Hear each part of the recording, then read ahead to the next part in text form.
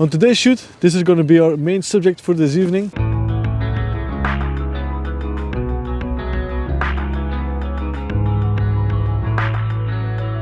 The light doesn't look promising.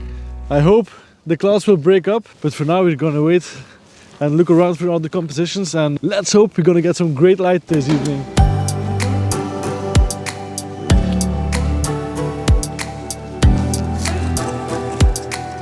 I just found our first composition for this evening, but I don't think we have to hope for any good light because the sky is getting covered with clouds. But I hope the subject will make up for it. These are the subjects for the first photo.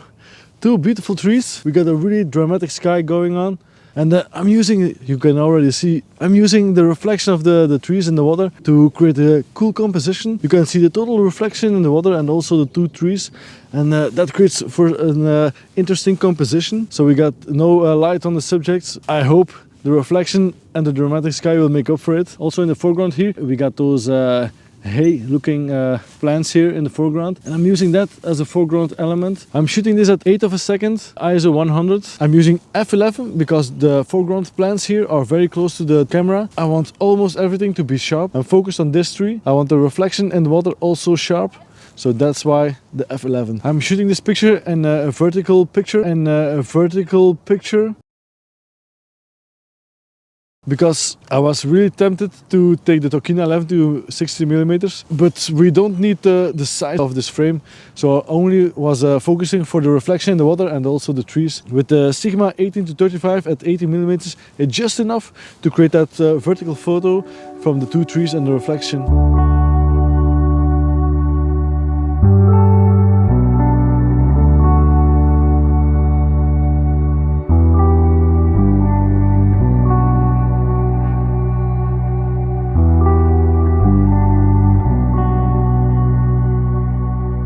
Almost the same thing happened like in previous video. The sky was amazing till like half an hour ago, and now it's getting grayer and grayer.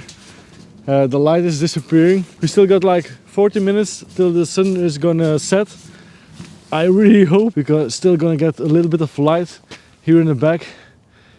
There's a little space where the sun can shine, so let's hope it will shine through that little space just in time to shoot that tree I showed you in the beginning of this video. But I'm gonna search for another composition.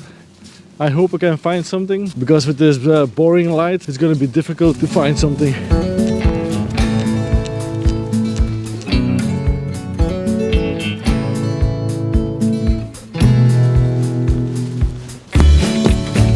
Here in the back somewhere there's this church.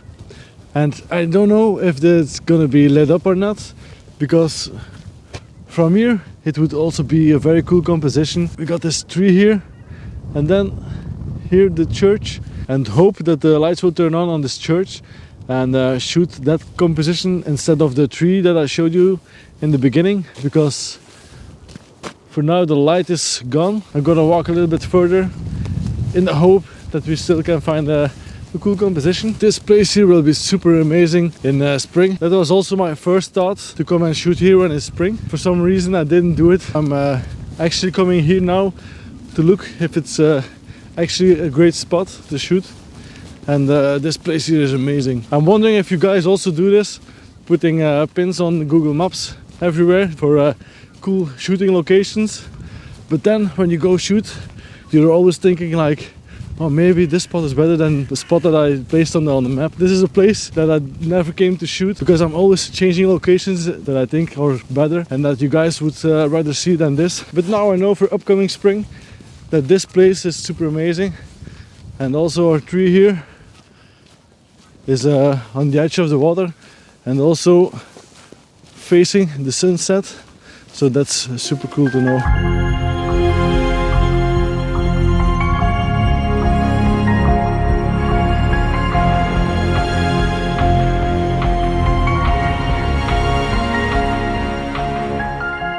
I should have come way earlier, because I'm seeing a lot of good compositions, but the light, there's no light.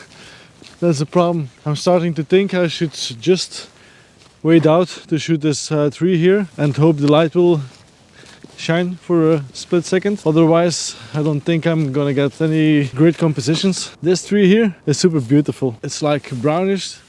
The leaves are dead, but without the light, if the sun would shine on the tree, it would be super cool. And now it's also started to rain a little bit.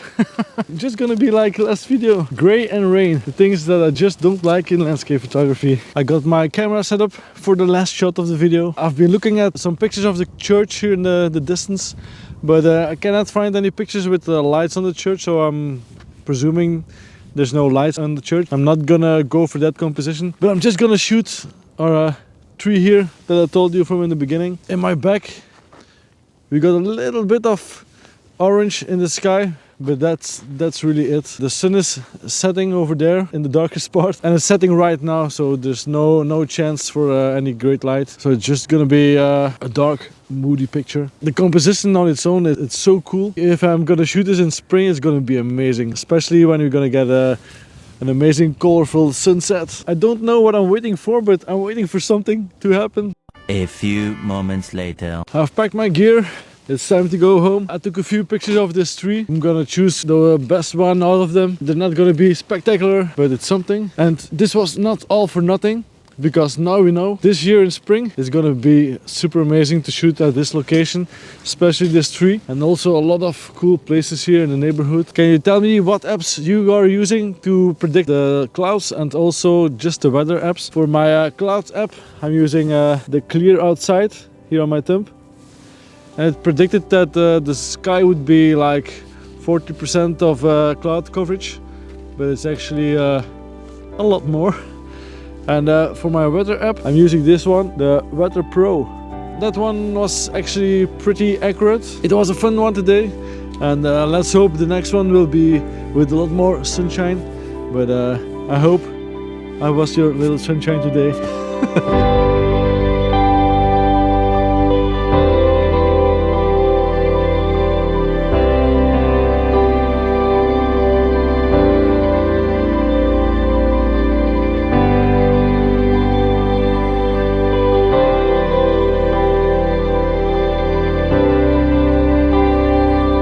Thank you for watching, and I will see you in the next one. Bye bye.